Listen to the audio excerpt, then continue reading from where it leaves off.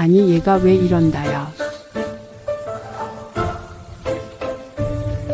새벽 바람이 차갑게 스며들던 그 시각, 작은 시골 마을의 허름한 종택 앞에서 한 할머니가 움직이지 못한 채 서 있었다.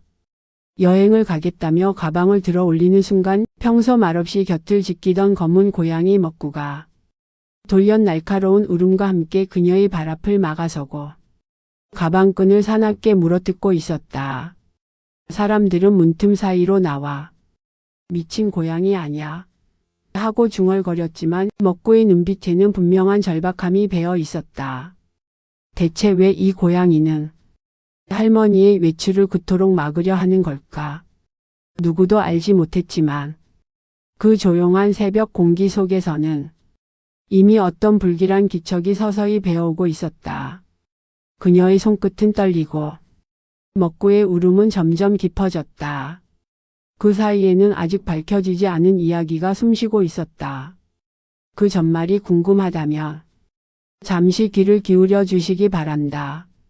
이 새벽은 지금 막 어떤 진실을 품은 채 움직이고 있었다.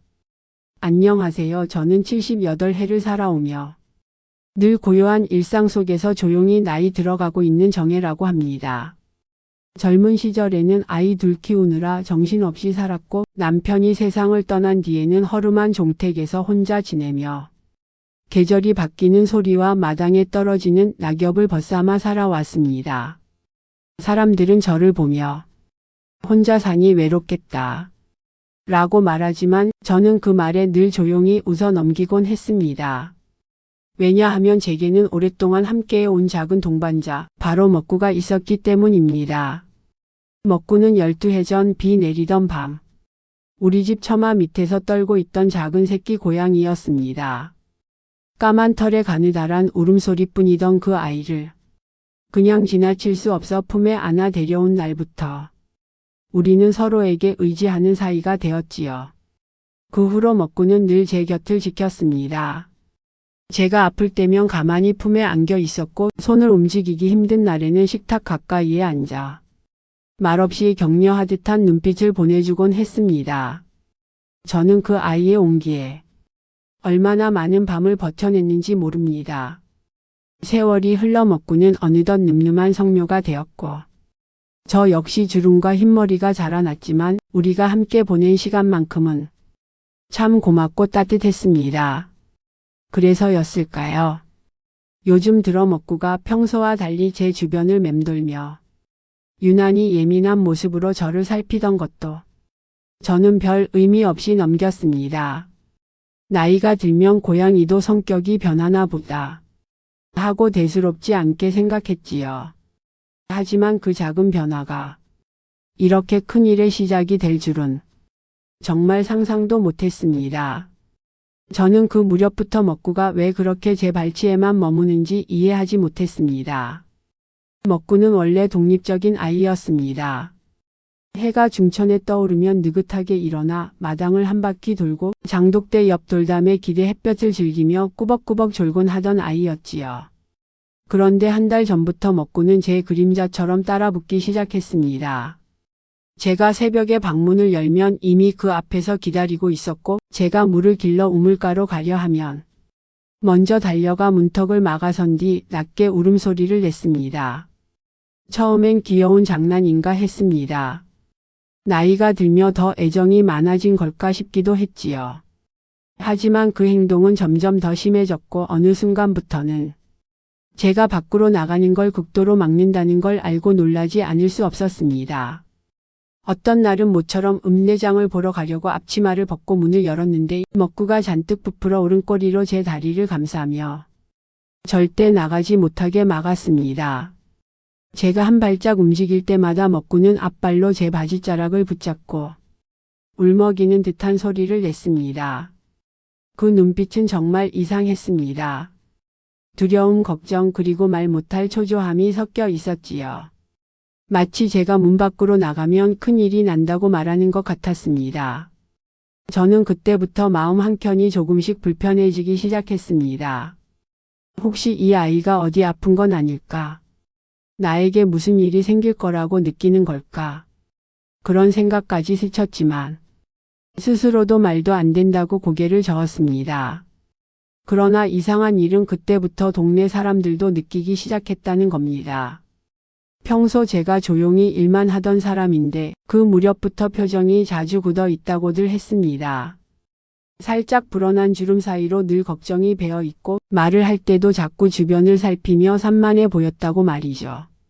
저는 그 말들을 듣고도 그저 나이가 드니 그런가 보다 하고 넘겼습니다. 하지만 속으로는 알았습니다. 그 변화의 시작이 바로 먹구였다는 걸.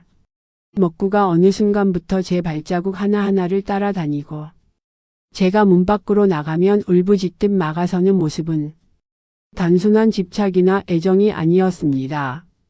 무언가가 먹구를 불안하게 만들고 있었고 그 불안이 점점 저에게도 옮아오고 있었던 것이지요. 그때는 몰랐습니다. 그 불안이 저와 먹구 둘만이 맞닥뜨리게 큰 사건의 그림자였다는 걸 말입니다. 그 일이 있었던 건 어느 흐린 오후였습니다. 저는 장독대에 쌓인 낙엽을 치우려고 마당으로 나가려 했습니다. 마침 바람이 거세게 불어와 문이 조금 흔들리던 참이었지요.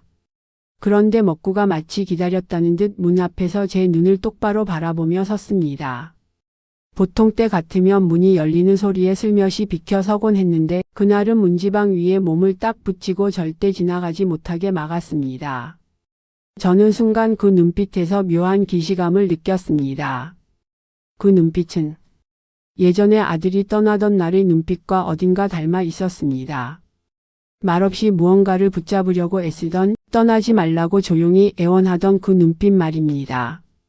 저는 그 생각을 떨치려 고개를 흔들었지만 가슴 깊은 곳이 순간 쿡 하고 아려왔습니다. 먹구야, 왜 그래? 엄마 나가야 해. 부드럽게 달래보았으나 먹구는 아래턱을 문턱에 붙이고 꿈쩍도 하지 않았습니다. 저는 발끝으로 살짝 밀어보기도 했지만 먹구는 마치 돌덩이처럼 더 단단해지기만 했습니다. 그때 갑자기 공기가 차가워지며 먼 산 너머에서 천둥이 울리는 소리가 들렸습니다. 금방이라도 비가 쏟아질 것 같은 묘하게 불길한 느낌이 가슴을 스쳤습니다. 날씨가 나빠서 그러나 고양이도 기압 변화에 민감하다던데. 혼잣말로 중얼거리며 마음을 달래보았지만 먹구의 표정은 그런 단순한 이유가 아니라는 듯 더 굳어졌습니다. 그 무렵부터 동네 사람들도 먹구의 행동을 눈치채기 시작했습니다. 우체부 아저씨가 편지를 전해주러 왔다가 먹구를 보고는 이 녀석이 왜 이렇게 경계가 심해졌대요. 예전엔 제가 와도 꼬리만 흔들었잖아요. 하고 놀라며 묻기도 했지요. 저는 대답 대신 웃어 넘겼지만 속은 편치 않았습니다. 그러던 어느 날 정말 이상한 일이 일어났습니다. 읍내로 나가기 위해 버스를 타러 갔는데 먹구가 어떻게 알고 따라왔는지 제가 버스 정류장에 도착하기도 전에 먼저 그 자리에 웅크리고 앉아 있었습니다. 그리고 제가 발걸음을 옮기면 먹구 역시 똑같이 움직이며 버스가 오는 방향을 바라보며 낮게 으르렁거렸습니다. 그 모습은 무언가를 막으려는 것처럼 보였습니다. 버스가 지나가는 순간마다 먹구의 몸이 긴장으로 굳어 있는 것이 육안으로도 느껴졌습니다. 정류장에 함께 있던 노인분이 말했습니다. 고양이가 저렇게 으르렁대는 거 처음 본다. 어디 위험한 사람이라도 있는 건가? 저는 그 말을 듣고 괜히 등줄기가 서늘해져 결국 버스에 타지 않고 집으로 돌아왔습니다. 돌아오는 길 먹구는 제 옆을 바짝 따라오며 더 이상 울지도 않고 그저 숨만 거칠게 내쉬고 있었습니다. 마치 안도의 숨을 내쉬는 것처럼 보였습니다. 그날 밤 저는 쉽게 잠들지 못했습니다. 먹구의 이상한 행동이 머릿속에서 계속 맴돌았기 때문입니다. 혹시 이 아이가 나를 무언가에서 막고 있는 건 아닐까? 그 생각이 들었지만 저 스스로도 바로 고개를 저었습니다. 하지만 이상하게 마음 한구석에서는 먹구가 단순히 겁먹은 것이 아니라 어떤 기억이나 징조 같은 것을 느끼는 것은 아닐까 하는 불안이 계속 살아 있었습니다. 그리고 그 불안은 다음날 아침 드디어 현실이 되어 모습을 드러냈습니다. 그 다음날 아침 저는 평소보다 훨씬 일찍 잠에서 깼습니다. 밤새 꿈인지 기억인지 모를 장면이 머릿속에 스쳤기 때문입니다. 어둑한 하늘, 젖은 아스팔트, 사이렌 소리. 그리고 젊은 시절의 제가 울부짖으며 달려가던 모습. 오랫동안 잊으려 했던 기억이었습니다. 마음속 깊이 묻어두었던 사고 소리와 울음이 다시 희미하게 들려오는 것 같아 가슴이 답답해져 눈을 떴습니다. 그런데 이상하게도 침대 옆에서 먹구가 밤새 한숨도 자지 않은 듯 묵묵히 저를 바라보고 있었습니다. 온몸의 털이 살짝 곤두서 있고 두 눈은 깊은 불안으로 젖어 있었습니다. 먹구야, 어디 아프니? 손을 내밀자 먹구는 그 손등을 살짝 핥더니 문 쪽으로 뛰어가 다시 절박한 울음으로 저를 부르기 시작했습니다. 저는 말할 수 없이 불길해지는 마음을 억누르며 천천히 방문 앞에 섰습니다. 그때 먹구가 문 앞을 왔다 갔다 반복하며 마치 나가지 말라는 듯 절박한 울음을 냈습니다. 저는 먹구의 행동이 이제 더는 우연이 아니라는 걸 느꼈습니다. 단순히 예민해진 것이 아니라 무언가를 확신하고 있는 눈빛이었으니까요. 그 순간 젊은 날의 한 장면이 기습처럼 떠올랐습니다. 아들이 사고를 당하기 전날 밤 우리 집에 키우던 개가 계속해서 문 앞을 긁고는 아들을 따라 나가지 못하게 막았던 그 장면. 저는 그때 그 행동을 그저 초조함이라고 생각했고 아들은 괜찮아 하며 웃으며 뛰어나갔습니다. 그리고 그날 밤 사고 소식이 들려왔지요. 저는 평생 그 장면을 떠올릴 때마다 왜 그때 더 막지 못했을까? 왜 그 아이의 짐작을 무시했을까? 스스로를 원망해 왔습니다. 그리고 지금 먹구가 똑같은 행동을 하고 있었습니다. 저는 그 사실에 숨이 멎는 듯 가슴이 졸아들었습니다. 아들이 떠난 지 수십 년이 지났는데 그때와 똑같은 경고 같아 두려움이 밀려왔습니다. 먹구야, 혹시 또 무슨 일이? 저는 중얼거렸지만 그 말은 끝내 이어지지 않았습니다. 먹구가 갑자기 제 발목을 감싸한 듯 몸을 밀어 올리며 저를 방문에서 멀어지게 했기 때문입니다. 그 작은 몸 어디에서 그런 힘이 나는지 제가 중심을 잃을 정도로 강한 움직임이었습니다. 저는 그 자리에 잠시 멍하니 앉아 있었습니다. 금세 눈가가 뜨거워지고 숨이 가빠졌습니다. 왜 이런 일이 또 반복되는 걸까? 마치 누군가가 다시 한번 선택하라고 말하는 듯 했습니다. 그날 아침 저는 결국 외출을 포기했습니다. 먹구는 제가 방 안으로 돌아오자 그제야 몸을 작은 공처럼 말아 제 옆에 눕더니 긴장했던 몸을 천천히 풀어냈습니다. 마치 안도의 숨을 내쉬는 것처럼요. 그 모습을 바라보던 저는 하루 종일 마음이 복잡했습니다. 먹구의 행동이 단순한 걱정일 리 없었습니다. 이 아이는 평생 단 한 번도 제 삶의 발걸음을 그렇게까지 막은 적이 없었습니다. 그리고 그날 저녁 먹구가 제 무릎 위에 조용히 머리를 올리던 순간 저는 갑자기 한 가지 사실을 떠올렸습니다. 먹구는 제가 가지려고 했던 그 외출 장소에 자기도 모르게 강하게 반응하고 있다는 것. 왜 그 장소였을까? 왜 그 길만 나오면 먹구는 몸을 떨고 울부짖었을까? 그 질문이 머릿속에서 끝없이 맴돌기 시작했습니다. 그리고 저는 아주 천천히 알게 되었습니다. 먹구가 그토록 저를 막았던 이유는 제가 잊으려 했던 어떤 과거의 장소 때문이라는 걸. 아직 그 진실의 문은 닫혀 있었지만 저는 그 문 뒤편에서 희미하게 들려오는 울음을 느낄 수 있었습니다. 다음날 아침 저는 마음을 조금 가다듬고 먹구가 왜 특정 길만 나오면 그렇게 격하게 반응하는지 확인해 보기로 했습니다. 그동안은 먹구의 울음에 겁이 나서 발걸음을 돌렸지만 이제는 도망칠 수 없다는 생각이 들었기 때문입니다. 마음속 깊은 곳에서 이제는 마주해야 할 때다 하는 목소리가 들리는 듯 했습니다. 저는 외투를 걸치고 조심스레 방문을 열었습니다. 역시나 먹구는 문 앞에서 기다리고 있었지요. 제가 발을 한 걸음 내딛자 먹구의 동공이 커지며 몸 전체가 긴장하는 것이 느껴졌습니다. 걱정 마, 멀리 가지는 않을게. 입으로는 그렇게 말했지만 가슴은 쿵쿵 울렸습니다. 저는 일부러 먹구가 가장 불안해하던 방향으로 천천히 걸음을 옮겼습니다. 먹구는 제 옆을 바싹 붙어서 따라오며 한 걸음 한 걸음마다 떨리는 숨을 내쉬었습니다. 마을길은 언제나처럼 조용했습니다. 마른 논 사이로 바람이 스치고 전봇대에 걸린 낡은 깃발이 힘없이 흔들릴 뿐. 하지만 몇 분쯤 걸었을까 먹구는 갑자기 제 앞을 가로막고 서더니 작게 그러나 절박하게 울기 시작했습니다. 그 울음은 단순한 경계나 두려움이 아니었습니다.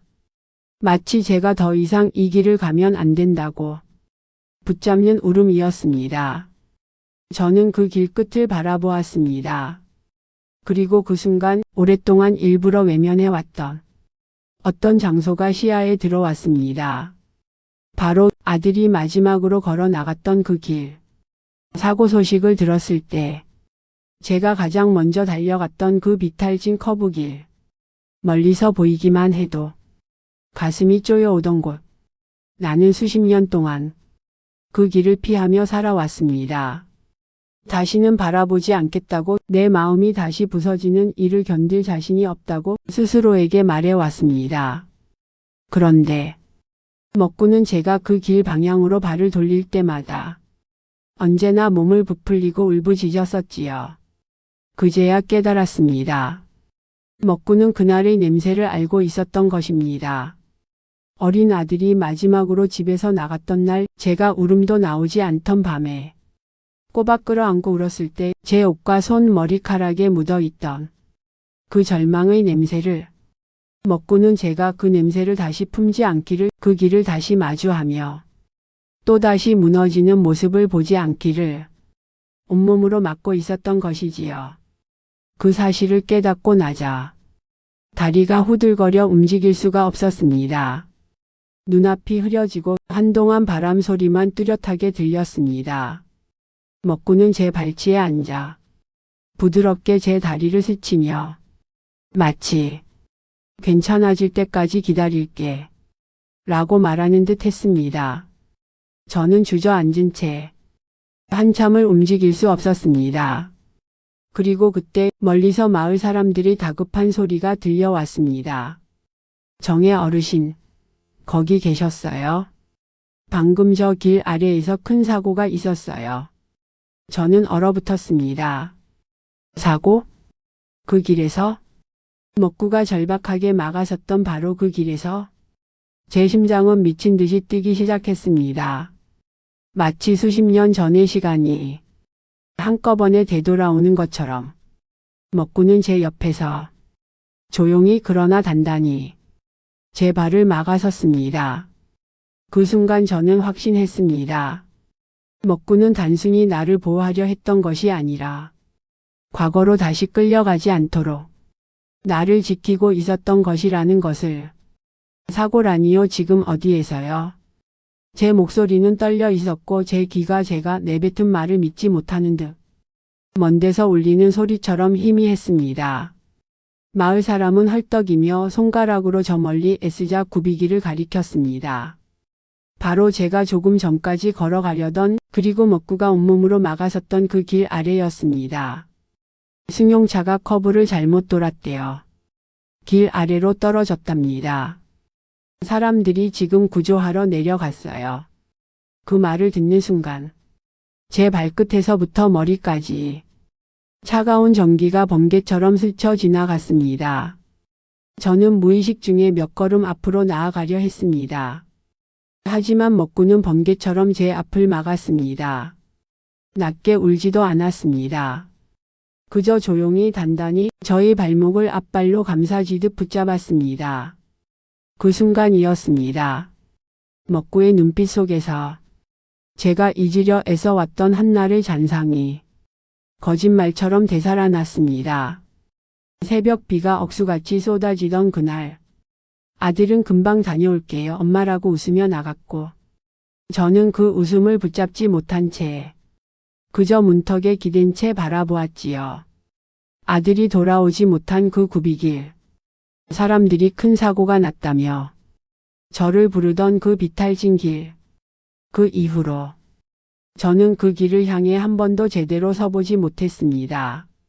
그 길은 제게 세상을 잇는 문턱과 같았으니까요. 그런데 지금 수십 년이 흐른 뒤 또다시 그 길에서 사고가 난 겁니다. 숨이 막혔습니다.